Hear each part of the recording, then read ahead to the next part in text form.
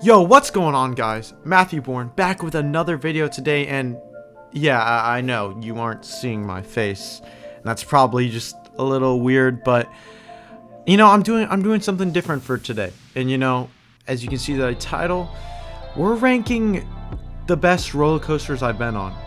And I bet a lot of you are like, what is going on? I thought this kid just makes rap music. Was that the bite of 87? And you're right, I make rap music, but I'm also what you call a roller coaster enthusiast. Yeah, I know that's a little cringe, but I love roller coasters. I mean, what can I say? I have been on over 100 different roller coasters. Now, that might sound like a lot to you, but a lot of the people in the roller coaster community that are coaster enthusiasts like me are well over 300 and 400 roller coasters. So the coasters on this list that I'm about to give you might not even crack the top 25 for some of these people. But I mean, like, having 300 and 400 roller coasters, that's ridiculous, right? I mean, it's not like that's what I want to be at one day. Okay. So yeah, I like roller coasters, and I've been to over 23 different theme parks across the United States, including Six Flags Magic Mountain, over Georgia, Fiesta Texas, all the Disney parks, the three main Busch Entertainment parks, that's including SeaWorld Orlando, Knott's Berry Farm, and even some smaller parks like Legoland Florida, Fun Spot Orlando, and most recently Lagoon out in Utah. Now, without further ado, let me start off with some honorable mentions. First up, we have SheiKra from Busch Gardens Tampa. This is a B&M dive coaster. It has some great drops and some scenery that you pass through, but you know, it's just a dive coaster. We also have Expedition Everest at Disney's Animal Kingdom, which is a must-do every time I go to that park. Last time I went to Animal Kingdom, I won about, I think, 5 times in a row in the morning while everyone was over at Flight of Passage. I mean, it's great. And yes, it's a family coaster. It's pretty well length, and it's so well themed, and it's a coaster from my childhood that holds a special place in my heart. Another honorable mention is Cheetah Hunt, another ride at Busch Gardens Tampa. It's a Intamin Blitz coaster, but it's easily the most tame Intamin Blitz coaster. Even so, it has some pretty good elements like that airtime hill, and it's just a fun coaster. Another coaster to mention in this category is the Incredible Hulk from Islands of Adventure. I mean, this ride is pretty amazing for me, actually. I think that first half is pretty incredible. And the last ride I had on it, it really kept the speed and intensity for the second half.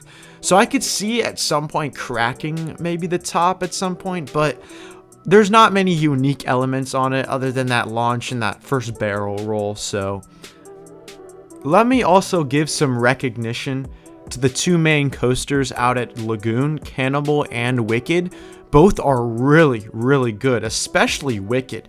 I mean, that first launch into that vertical top hat that was really surprising. So two coasters definitely making the honorable mentions list.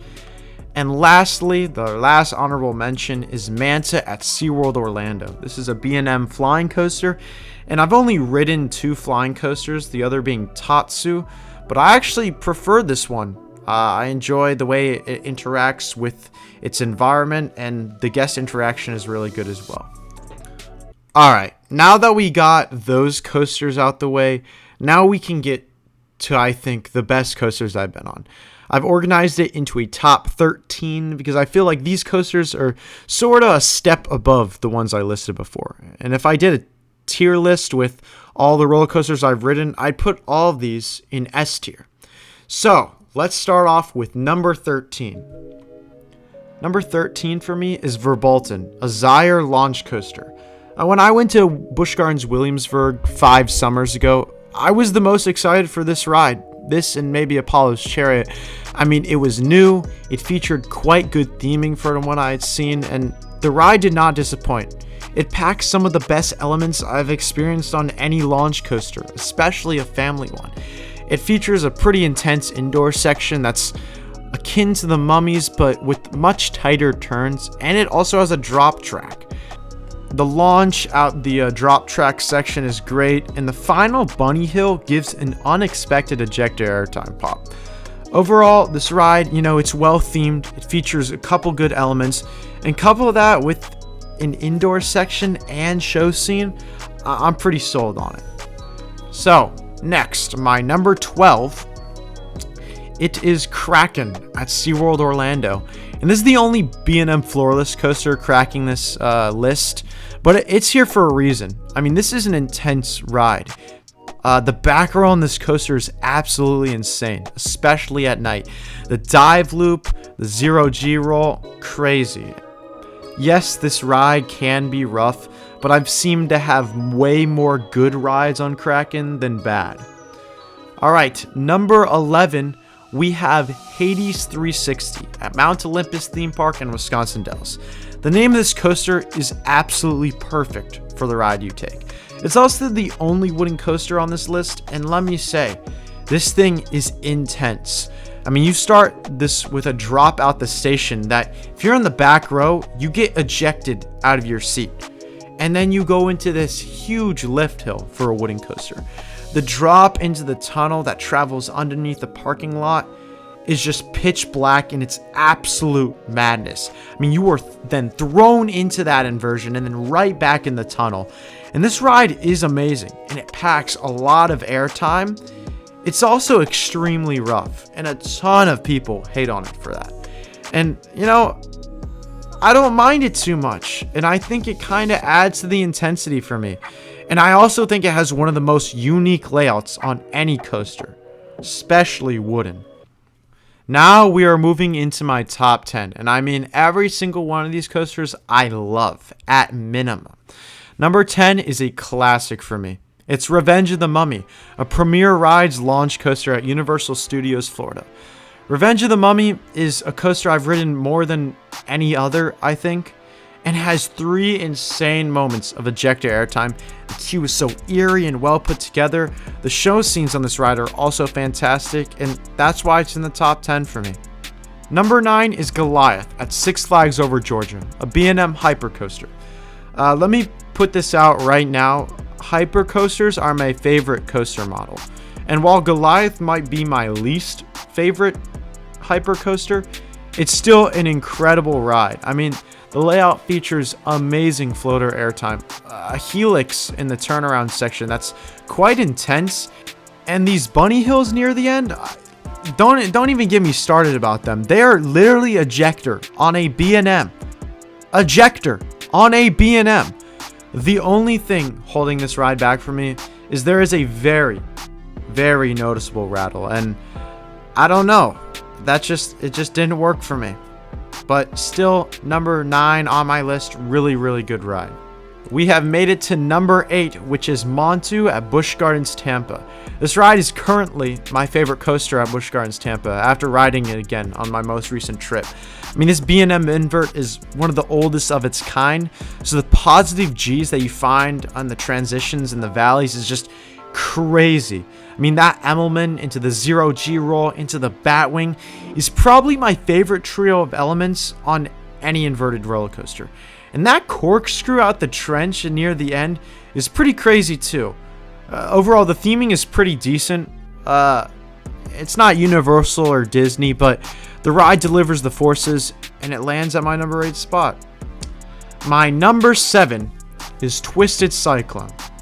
I know this is a little controversial, but I've only been on 2 rides built by Rocky Mountain Construction, and they both land in my top 7. I mean, that should just tell you how much I love RMCs. I mean, Twisted Cyclone is a beast. It's a rather small ride, but it packs quite a punch. The ejector on this hill, I mean, come on. Look at it. It's one of the best I've ever experienced. The quick transitions, the wave turn, I mean, it's a really good ride. And I know this falls near the bottom of the list of overall, RMCs, but I haven't been on many, as I previously said. And again, it just proves how good of coasters RMC builds. My number 6 is another B&M Hyper, and it's the first one I've ever ridden, Apollo's Chariot. And it made me fall in love with these types of coasters. It really got me to be an enthusiast, like a real enthusiast. It's graceful, it uses its terrain, and it's a long classic ride. Yes, it doesn't produce the craziest airtime that you find on other B&M hypers, but you know, I don't know. It has a few unique elements to me, like that Twister airtime hill. I know there's one on Candemonium and Orion now, but for the time, it was pretty unique, especially at the time when it was built. It's still an amazing ride to me. I don't know. It also holds a special place in my heart. It's kind of like Mummy, but yeah. Number 5, we have the most intense coaster I've ever been on. Alpengeist, a B&M invert at Busch Gardens, Williamsburg. First time I ever rode this was in the back row, and holy shit, this thing whipped me around the layout. It's actually insane. It's literally Montu, but on a bigger scale. The twist after the brake run is insane. And yes, I know, the brake run slows it down to a fucking crawl. Because the fucking youth of society... You shut up when I'm talking to you! Hey, yo, what the fuck? But when I went on it, it wasn't like that, alright? And the first Emmelman is just so huge. And in the back row, you just get the perfect amount of hang time and then insane whip over it. I mean, this ride is pure insanity. It's the inverted version of Hades insanity-wise. And I can't get enough of it. Number 4, we have Hagrid's. Hagrid's Magical Creatures. I'm not saying the fucking name, alright? It's the most well-themed, well-put-together coaster I've ever ridden. It has 7 launches, a drop track, a spike, goes backwards, an amazing storyline. Yes, I know that's controversial. It is an experience. Yes, it's not intense, and yes, it's a family coaster, but every time I ride Hagrid's, I come off with a huge smile on my face. The ride is good in every row, and I've never had a bad ride on it. And it also used to be my favorite Intamin, but you can probably guess what my favorite Intamin's gonna be. No spoilers. Number 3, we have Twisted Colossus. This is the other RMC I've been on. It's at Magic Mountain, and it has the most ejector airtime I've ever experienced on a coaster. The dueling aspect definitely elevates the ride, and that drop 2 times, it's pretty crazy, especially if you're in the background. I mean, every element on this thing is quality. I actually only wish that I had been able to ride it more while I was at Magic Mountain. And now here we go. We have the top 2. You already know what's coming. We got my favorite B&M Hyper or the new Velocicoaster at Islands of Adventure. And let me tell you boys, we have a new number 1. Because at number 2, we have Mako at SeaWorld Orlando. This is the best hypercoaster there is. I don't even have to go on the others. I don't have to go on Candemonium or any of that crap. I don't need to go on Nitro. Bruh. I don't care who says Nitro's better than Mako. It's not. Okay? It's the full package. It provides the best floater airtime found on any hypercoaster, an amazing overbank, a speed hill, which is before Candemonium, unique on hypers, and it provides some kind of ejectorish and a beautiful back half through 2 small overbanks. It's pure fun, and it held my number 1 spot for many years until I just rode my number 1 coaster.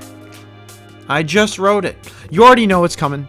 Number 1, Velocicoaster at Islands of Adventure. This is the new for 2021. New Intamin Blitz model. It's crazy. And I had the pleasure of riding this 6 times now. And oh my god, this thing is amazing. 3 of these have been night rides, I believe. Yeah, 3 night rides and then 3 daytime rides. I mean, people had hyped this thing up, and it lives up to the hype. This ride does not have a dull moment, and has my favorite inversions on any coaster. Like the Emmelman that it starts off, it's not even an Emmelman. It's like an Emmelman, but if you like tilted it on its side, I don't know. It's crazy, right? It literally, if you're in the back row, that thing flips you aggressively out of your seat. And then the dive loop after is just insane. I mean, the first half is actually perfectly paced, and it does not feel slow at all. There's like 1 S-bend that doesn't do anything and maybe 1 turnaround, but the rest of it is just crazy. Like this 1 turn that I'm showing right now, I did not expect. It just throws you out of your seat right here, yeah. And then the top hat, in the back row, when you come over that top hat, that's the best ejector I've ever experienced. It is thigh crushing level, but it's not thigh crush. It's not Sky Rush thigh crush, but it's like literally like your thighs are being thrust against the seat, trying to throw you out. And then that final roll, that twist, oh my gosh, man. Oh my, I can't say enough good things about this ride. It's amazing. You need to go on it. But we still have Iron Gwazi at Busch Gardens. I don't know when this thing is going to open, but all I know is that if it opens sometime this year, I'm going to go on it because I have a pass. And I will make sure to get on this ride. I've looked at the POVs. It's been released. I've been, keeping up with it. Is it going to be better than a Velocicoaster? If I had to bet money right now, I'm going to say no. And that's not because I don't want it to be better than Velocicoaster. I want it to be better than Velocicoaster. I think it's going to be more intense, but the Iron Gwazi doesn't have theming. It doesn't have theming. Yes, it has the stats, but it's relatively short for the other two 200-foot RMCs. When you look at Steel Vengeance and Zadra, it just doesn't look on the level of those two to me. I could be wrong. I could go on it and be like, wow, this is amazing. And I've never been on Zadra or Steel Vengeance, obviously, so I wouldn't know. But from POVs, Steel Vengeance, obviously, that looks like the best coaster in the world to me. That's my #1 bucket list at the moment. But Iron Gwazi, it's going to be really good. It's going to be probably my #2 or 3. It's probably going to be better than Mako. I didn't say this earlier, but Velocicoaster was a big step up from Mako in my opinion. I felt like because I rode Mako and Velocicoaster literally back to back. I went to SeaWorld in the morning and then Universal at night, and it's not even comparable at this point. It's like Velocicoaster is a tier of its own. And I hope Iron Gwazi also breaks in that tier. And that's really all I got to say. If you've watched this long, thank you, because this is obviously different type of video. I haven't really done something like this, and I still got the Andrew Bourne tier list video, and it's coming sometime in the next week. I'm gonna get it out in the next week, and it's with Alex Jobin. It's gonna be amazing. It's gonna be my best video I've ever put out. Hope you've all enjoyed this. Peace.